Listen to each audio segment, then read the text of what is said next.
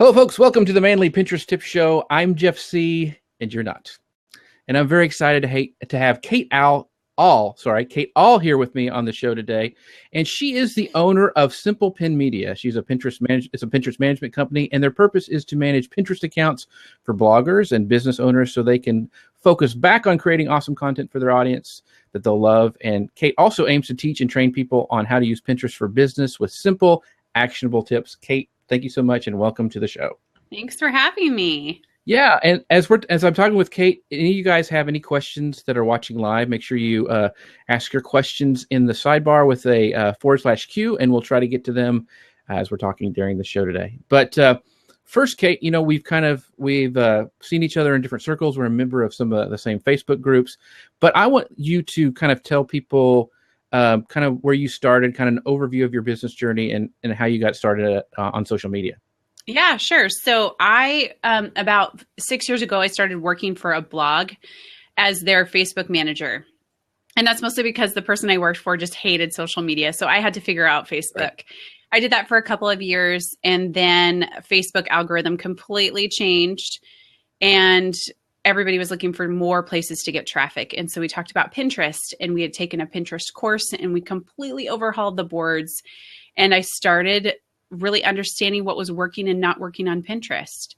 And that led to the need for more income, a side hustle, if you will. My husband didn't have a job and had lost unemployment. We were living on like $1,000 a month, and we have a family of 5.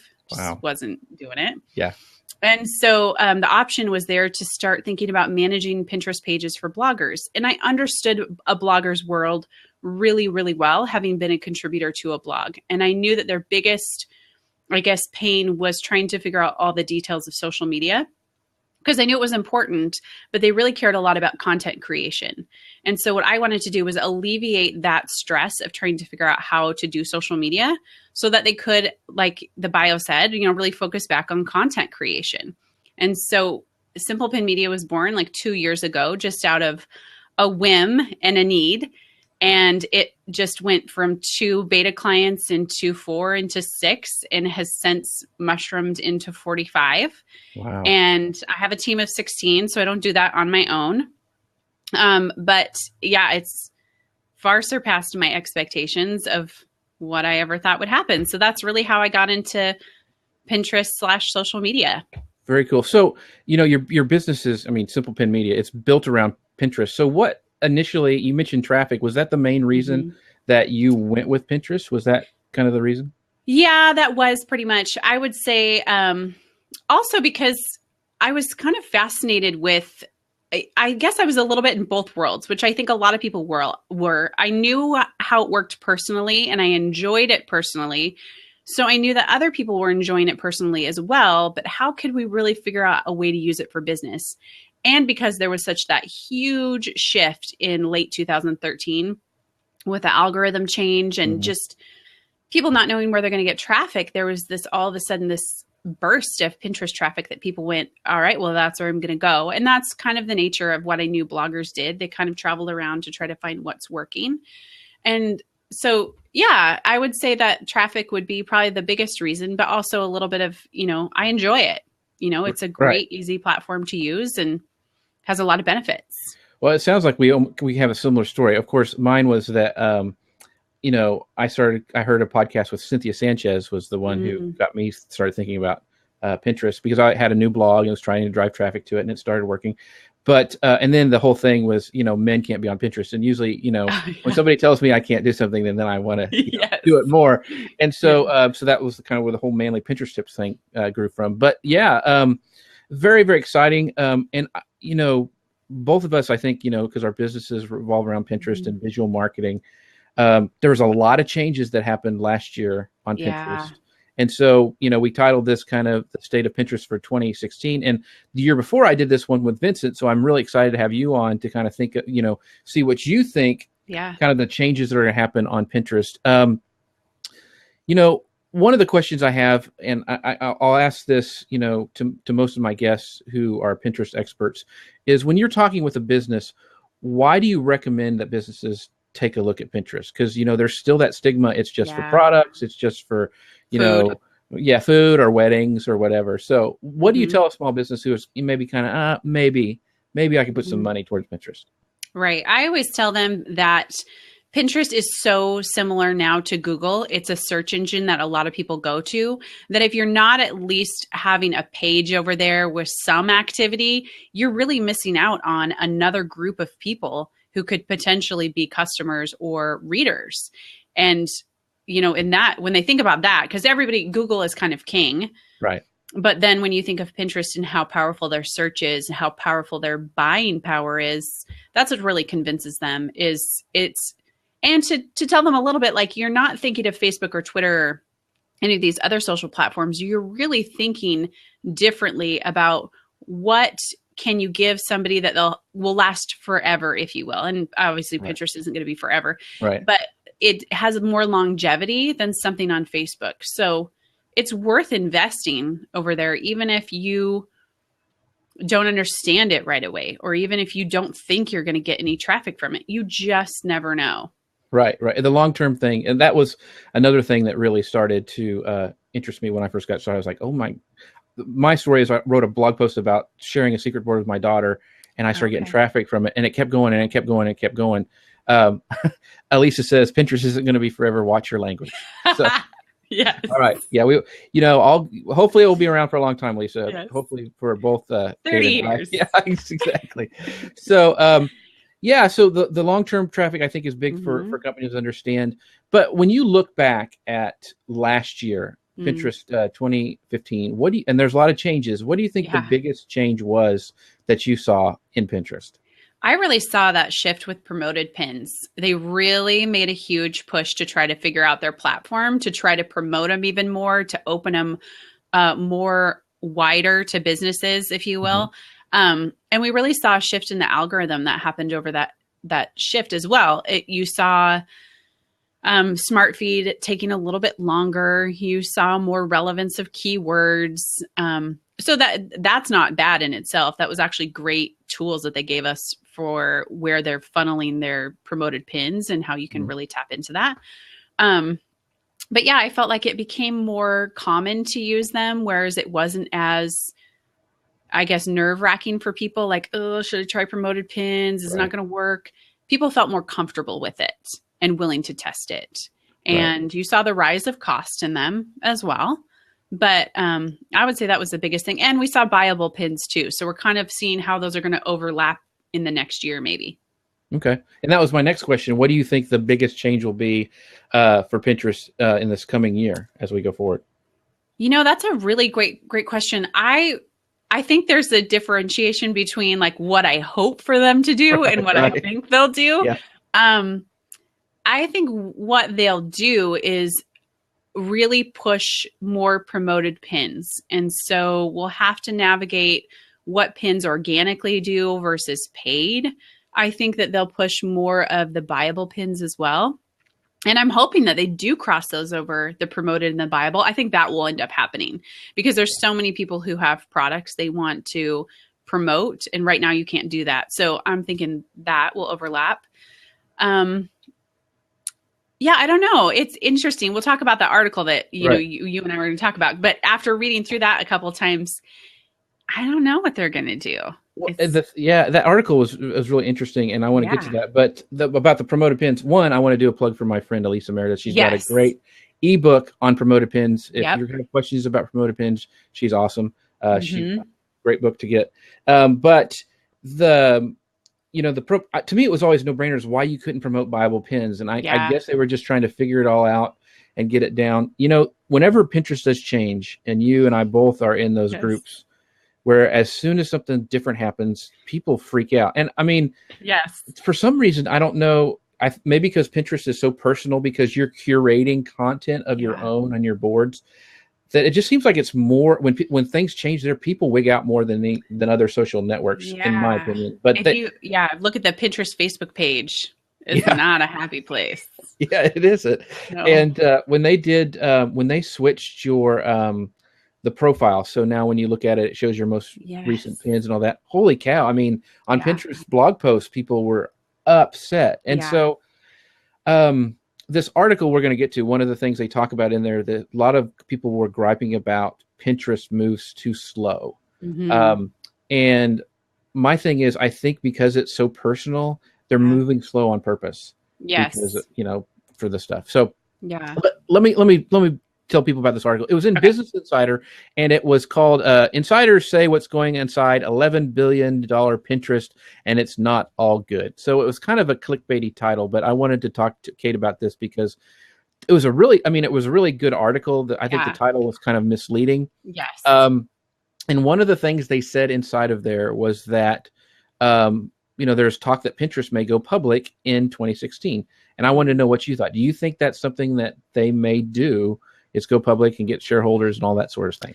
I'm not quite sure. After reading through the article and thinking about how slow they move, which is funny because I've always talked about Pinterest being this slow moving train. And this article really confirmed in a lot of areas that, oh yeah, in fact, they are in business.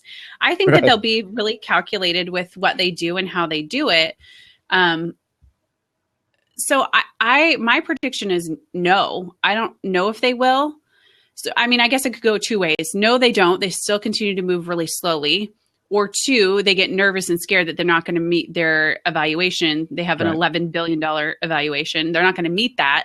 So they try just changing their course completely and moving through and getting more advertisers. And so it could go one of two ways. Yeah, I think I kind of with you that I don't think they're going to do it next year just because they seem to be able to raise money anytime they want to. Yeah. I think this is the second or third time they've gotten so much, billions of, I don't know, a lot of money. Yeah. And so I think that they're not hurting that way. And it seems like they're going slow. And so I don't really think that they need to go public. I mean, they're not struggling, and I don't think they need shareholders. I think it would add, like you said, some more entanglement maybe. Mm-hmm. The other complaint some people made in that article was that they're moving too slow with their advertising model. Yeah. One of my complaints about, I like Promoted Pins and I use them for clients. Yeah. One of my biggest complaints is I want to drill down, Yes. That I usually, when I do advertising for clients, is I do a mixture of both, because I do all sorts of social media, but Facebook ads for the immediate kind of kicking stuff off, and then longer term Promoted Pins to kind of continue the stuff. And so that's what I really struggle with, is I really want to target down more. And so I wanted to know what you thought about the advertising model. If you're happy with it, what would you change about it? Those sort of things. Right. And actually I was reading, I highlighted this quote last night from the article where Tim Kendall is the director of kind of the whole monetization and products. Right. Is he had said, putting together a service organization that services every single organizer out there is hard and requires a lot of people. Let's go deep with the customers we know we're going to be successful with on our platform and whose content would already perform well as native content. So I think with that, what we'll start to see is hopefully them tightening up their keywords, giving people exactly what they want, like you said, in their feed, because there's some things that come across my feed that are Promoted Pins that I could find a little bit sketchy. Right. And, everybody always has the option to hide it. If it's offensive, say it's offensive. Like that's important because they need that feedback. But I think it seems very willy-nilly, if you will, and not very targeted. And I think the more they have their targeting, the more advantage they'll have. Like they said, even for their customers who, want to go deep with them, give them that ability to hone in. And I think that's one of the things that we really felt a loss when we switched to the smart feed, was we felt this out of control. Like I'm no longer allowed to see what and who was very important, because even though I didn't necessarily like my friend's cat pictures, it was at least an indication of she was active on there and pinning. Right. And we don't have that anymore. So you do lose that control ability. So I would like a little bit more of that back. And I think with that, that's to their advantage. Because if they give me a page that tells Pinterest exactly what I want to see, who I want to see, similar to kind of what Facebook does, then Pinterest is allowed to advertise in those buckets, and so I think they should make that move. Yeah, I think there's been some concern too because of how Facebook. I mean, you hardly see anything in your Oh, Facebook feed yeah. that there's so much stuff coming in and it's so Or it's like curated for 3 you. days ago. Yeah, yeah. It's somebody's birthday, and I just find out 3 days ago, and, Yes. and I'm seeing the same thing on Instagram Yeah. with those things. You're still seeing everybody that you've signed up for, but they're sure throwing in a lot more of those promoted The posts ads. and stuff like that, and the Mhm. ads. And so, I think people on Pinterest are worried about that too. Yeah. When the smart feed first came out, it was bad. I mean, it was. It I was remember bad. it was like, what is going A on? train wreck. Yeah, it was a train wreck. Yeah. And so that settled down a little bit for me. Yeah. Once in a while, I do get those sketchy pins too. I don't know. I think as their algorithm gets better. But yeah, so I think that will get better. But I think they've got to give some more control back to us because Definitely. I just looked at I opened up my feed, and for Lisa and I were doing a webinar, and I just did a screen cap, and I was counting how many promoted pins are suggested for you and all that stuff. And I really I want more of my people back. Yes. So yeah, I would agree. And I think that, well, yes, I agree. I'll leave it there. Okay. And I wanted to touch on this because I've been seeing a lot more of this come up, and it came up in this article, and other people are saying it too. It says there's a bunch of talk about Snapchat outpacing Pinterest in the next couple of years. Okay, yes, they have a huge audience. Yes. But don't you think it's a totally different audience? Totally different. Can I confess that Snapchat makes no sense to me. It seems like the most pointless, useless thing ever. My 20-year-old nieces had to show me how to use it, what it looked like. So I think you're not only dealing with a completely different generation and demographic, but having looked at it, I just think, how in the world do you monetize here? Yeah, I think it's comparing apples to oranges. Now, yes. Because the thing everyone's talking about is how many video views they have. Well, that's great, but where are you getting money from that? I mean, I know you can advertise. One, if my kids are on it, they don't have any money anyway, so I mean, they're not going to spend money. But I just got on it like last month because I was a holdout because one, it came from a sexting app. And I told my kids they could not do it. I was never going to do it. And so, of course, Michael Stelzner at Social Media Examiner started using it. And so I had to figure out what was going on. And so now my kids are like, you hypocrite. You're such a liar. And so I'm like, no, it's for my job. But anyway, I think it's apples and oranges. I don't think it has anything to do. Totally. Well, Elisa said it there. Like Pinterest lasts forever and Snapchat's 15 seconds. Like, sure, you can post a video, but it's gone in 15 seconds. I can never find it again. Yeah, and I struggle with repurposing stuff, and I know you can download your videos you shoot there and stuff, but I just don't know. I think it's a totally different thing. I don't think they even should be compared. So no, I don't either. I agree with you.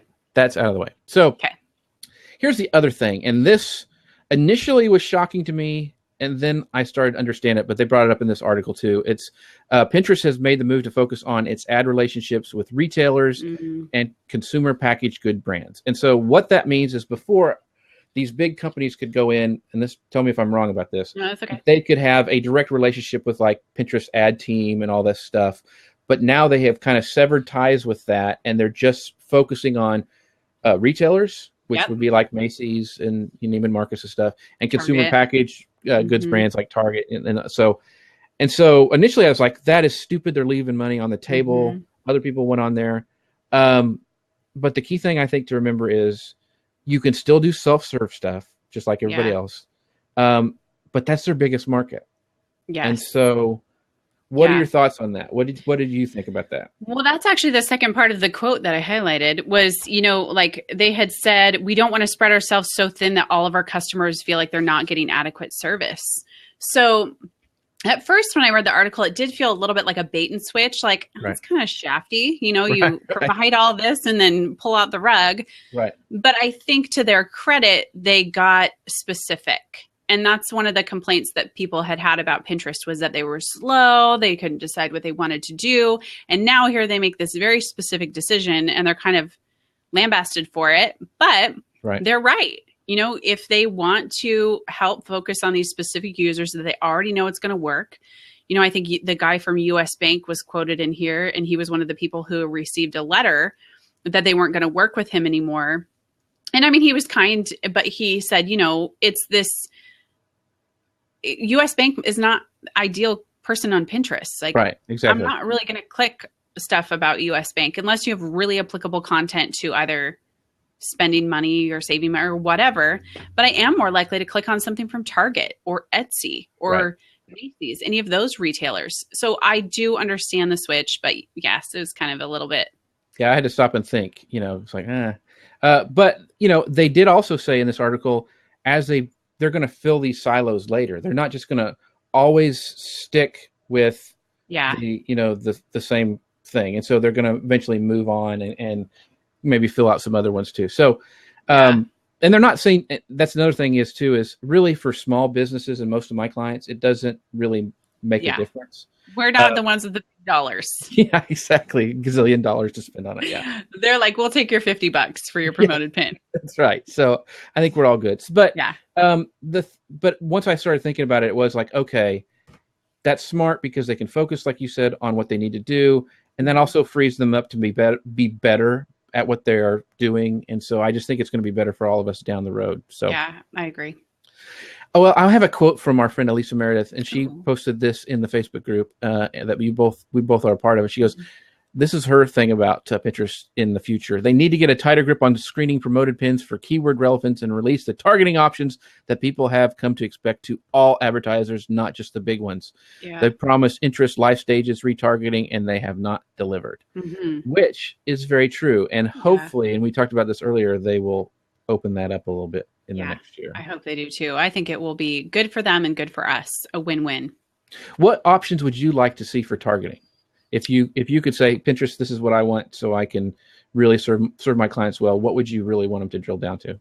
I think I would like a little bit more targeting of interests, maybe. You can pick keywords, which funnels them into interests. But what are the interests that maybe women 25 to 30, what's the majority of interests that they follow? Right. Or men who are 25 to 35, where's their interest? So I'm kind of knowing where I'm targeting, because I think on Facebook, and it's been a long time since I've done an ad over there, but you can kind of see where, what they like in those groups. Right. They'll kind of tell you, or they'll eliminate, or they'll show you majority likes this, but only a few like this. And so whether or not you're targeting a very tight group or something that's very wide, it would be great to know that information about what their pinning habits are. Right. I could target to just women and all these Pinterest keywords, but maybe people who are more focused on business would be helpful. Right. Or, I don't know. Yeah, I think age demographics would be huge too, because my daughter is on Pinterest all the time. Yes. And, she's probably not going to be my ideal client. And I would probably want to, if I'm spending money, not spend money towards that. Yeah. My client. And so being able to do that, I think would be, and also for realtors with their, the map pins and the place pins and all that stuff, being able to, like on Facebook, it's nice that I can say, okay, I want to target in this city 50 miles and that are interested in moving. I mean, you can drill down that far in Pinterest and Facebook. And I would like to have a little bit more control, with the place stuff. And so, anyway. And as they go to promoting pins in all of their other countries that they've opened up, I know they just released it. You can promote to Canada, but the UK and Australia and the Netherlands, all those are really up and coming. So eventually it would be good to target those areas like you can on Facebook if you want to do an international ad. That would be a great addition. Exactly. I really and some of the things these big brands really want, and I really want to play with them, and I haven't been able to yet, is the cinematic pins where you can move it and scroll. I really, really want to play with those, and you have to be the big boy. So hopefully they can open up some of that stuff. I mean, you can do like animated GIFs and all that stuff, but I want to do the fun. I saw one with Honda. It was awesome. I'm like, I want to buy a minivan. That's right. Perfect. That one was well targeted because I have, 4 kids, so we're good. Yeah. We have a Honda minivan. It's really worth it. You should get one. Yes. Plug for Honda. Here's another thing. Kelly Lieberman, who is she runs Pin Chat, and she's an awesome at it. But she said this when I posted this article and what her thoughts were on it. She goes, "There is nothing else like Pinterest. It's all about discovery and intent. Pinners are truly creating, making, planning, and doing one pin at a time. The engineering and data that powers Pinterest is pretty amazing. Once they connect all the dots, it'll be pretty unreal to see how it evolves.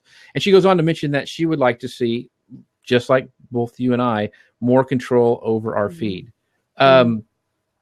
So we both said it could, it needs to change and be a little bit more controlling. We have more control over it. Do you think we need to get rid of more of the recommended for you pins or the promoted pins? Is that what's the... Yeah, I don't mind the promoted pins. I mind the picked for you. Okay. Especially when I look at them, they can be 2 days to 2 weeks behind, which is not a huge deal, because when you go to the popular section of Pinterest, right, you see pins that have been pinned like 2 years ago. But as far as what's in my feed, I would like things that are pretty current and not, I don't want them to guess for me. Like, I want to be able to do that. So if you put the picked for you section where it's, okay, here's your choices, like they do now. I actually opened up a new Pinterest account for a course I'm creating. So I wanted to walk through what a new person was like. And, initially now it's all interests. What are the interests that you want to follow? It's no longer people, which is fine. I just want that option now as an existing user. Yeah. And it's, for me, I was doing the same thing for Elise and I when we were talking, and it was hard for me to go find, you can go and get categories, but it's hard to go get Pinterest. Once you're inside of at least on the desktop, it's hard to go back and kind of get the interest that you really want or drill down more. It just seems like it's almost a hidden feature. You kind of have to really know what you're doing. It is. And it's a weird funnel too. I was talking with someone yesterday about, they were running yoga training certification, and they knew a big demographic of theirs was on Pinterest. So even just doing keyword searches, the things that they popped up under the interest of yoga, more boxes, just, it didn't really make sense. It was like yoga for men or yoga. It's like, wait, we're looking for yoga for women. Well, that's what Anita said too in the comments. She goes, the promoted pins are never relevant to me. I am not a shopper. They're promoting fashion to me, and I never pin fashion. Exactly. Hey, be a guy on Pinterest. See what you get Dollar Shave Club, I'm sure, all the time. I do. But the other thing, it was some weird store that I would never ever know, but it was promoted to me, and it's like one of those weird ones that comes through. But that goes to another point too. There was another person on that same chat that I was discussing that article on. He complained that he has lost his love for Pinterest because it's too complex. He thinks that new users won't stay because of that reason, and he even goes to say that Pinterest doesn't know what it actually is to its users and followers anymore. So I have my own thoughts of that. What do you think about that? Well, I think in order to really evaluate this, you have to step back from a business perspective and look at what a user sees. And for me, over Christmas, I was actually watching my nieces and my sister-in-law and my mom interact on Pinterest. And while some of them, especially a friend of mine, she's noticed the switch from the smart feed, the regular feed to the smart feed, which was annoying for everybody. But now, I still think they find it relevant. I think that for the most part, we as business see all these changes, but they don't see them as much. I think they are annoyed with some of the things that pop up for them, but they still see the value in what Pinterest provides for them. So, like Kelly said, like they're truly creating, making, and planning, and they're still able to do that.